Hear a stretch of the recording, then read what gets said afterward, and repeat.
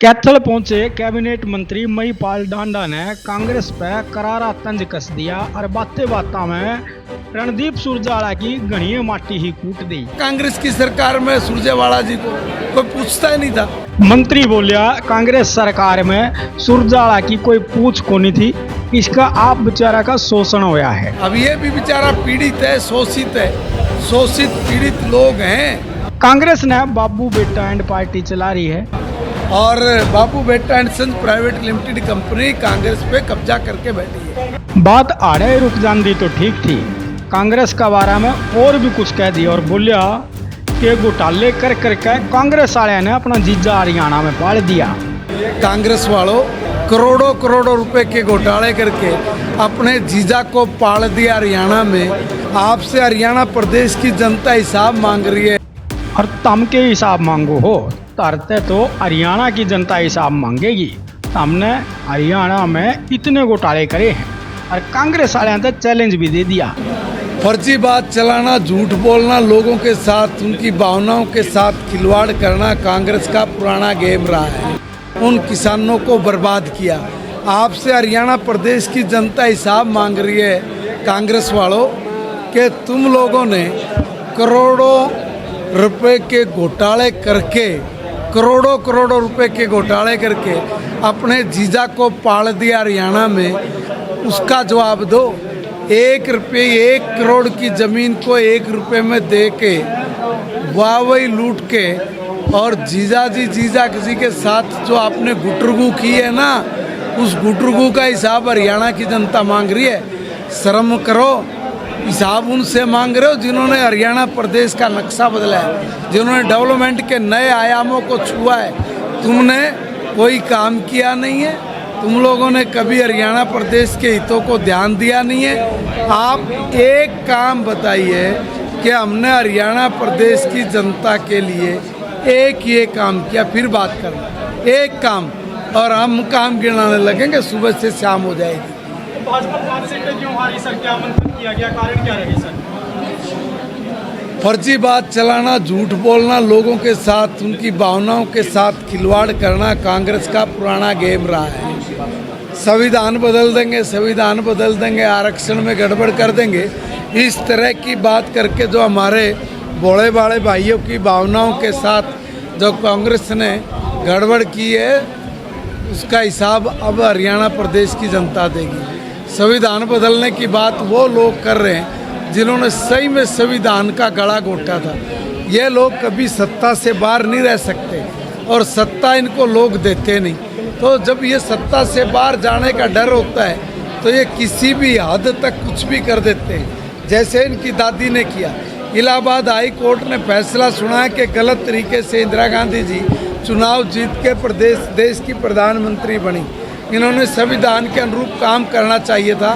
संविधान को फांसी पर लटका दिया, उसको एक डब्बे में बंद करके एक साइड में घेर के और सारे देश में इमरजेंसी लगा के सबको बंदी बना लिया, कैदी बना लिया। एक भी नेता छोड़ा नहीं, एक अखबार वाला छोड़ा नहीं, सबको पकड़ के अंदर जेल में ढूंढ दिया। वह लोग हमारे से संविधान की बात कर रहे हैं। संविधान तो उन्होंने तोड़ा, उन्होंने लटकाया। और इतना ही नहीं किया है, कानून की भी अवहेलना करने वाले लोग, जो पाप इन लोगों ने किए हैं उसकी गिनती नहीं हो सकती। मैं पूछना चाहता हूं कांग्रेस के लोगों ने कितना बड़ा झूठ बोला कि ये लोग आरक्षण में गड़बड़ करेंगे। खुद आरक्षण में गड़बड़ कर दी। मैं इन सवालों में जो हमारे से सवाल पूछ रहे हैं, मैं इनसे पूछ रहा हूं कि भाई तुमने ओबीसी का और एससी समाज का आरक्षण कर्नाटका में छीन के मुसलमानों को क्यों दे दिया? क्यों नहीं आपने भोले भाले दलित भाइयों का मजाक उड़ाया? क्यों बीसी समाज को आपने गाली दी?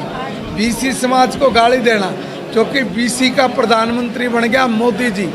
बीसी समाज इसलिए खुश है कि उनके समाज से गरीब घर का बच्चा प्रधानमंत्री बन गया। ये सहन नहीं कर पा रहे हैं, इसलिए बीसी को गाली दे रहे, एससी का उल्लू बना रहे हैं। और उल्लू बना के ने कहा संविधान बदल देंगे और ये आरक्षण के लिए छेड़खानी करेंगे। दोनों काम उन्होंने किए हुए हैं। आज कर्नाटका में उन्होंने सारा जो एससी का और ओबीसी का जो आरक्षण था वो छीन के मुसलमानों को दे दिया। उनके एजेंडे में कि अगर गलती से उनको मौका मिल जाता तो इस देश के सब संसाधनों पे मुसलमानों का पहला अधिकार है, वो इस बात को सार्थक कर जाते, इस बात को लागू कर देते।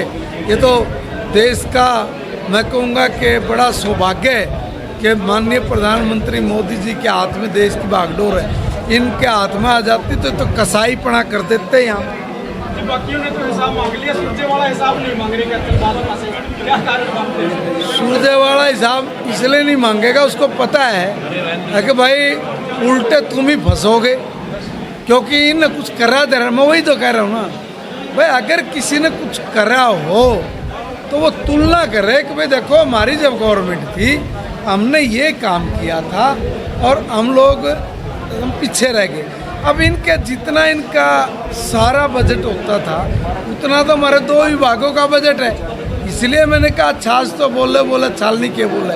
और वो इसलिए नहीं बोलेंगे क्योंकि इनको कोई सूंघता ही नहीं था कांग्रेस की सरकार में। सुरजेवाला जी को कोई पूछता ही नहीं था, कोई पूछे तो ये जवाब दे। अब ये भी बेचारा पीड़ित है, शोषित पीड़ित लोग हैं। और बाबू बेटा and sons private limited company Congress पे कब्जा करके बैठी है। कांग्रेस में शोषण जिसका होता है भाजपा में आ जाता है, क्या इनके भी आने की संभावना है? देखिए बात ये नहीं है, बात ये है कि हम लोगों का बड़ा दिल है, बड़ा जिगरे है। हम लोग देश के हर व्यक्ति की ये पार्टी है, जो चाहे पार्टी में आए स्वागत है। हमारी विचार, हम तो कहते हैं कि हमारी पार्टी सत्ता प्राप्त करना लक्ष्य नहीं है, हमारा लक्ष्य है सबका साथ, सबका विकास, सबका प्रयास और सबका विश्वास। जिसको हमारे पे विश्वास है और जो भारत माता की जय इस बात को सार्थक करने के लिए जिसमें सभी वर्ग सभी चीज़ें आ जाती हैं, वो सब एक मिशन के रूप में काम करके भारत को दुनिया का सबसे ताकतवर देश बनाने के जो आज 140 करोड़ लोगों की भावनाओं का सवाल है, वो आए सब शामिल हो। उनकी भावनाएं कोई दूर थोड़े नहीं है, वो भी इस अभियान का हिस्सा बन सकते हैं। कोई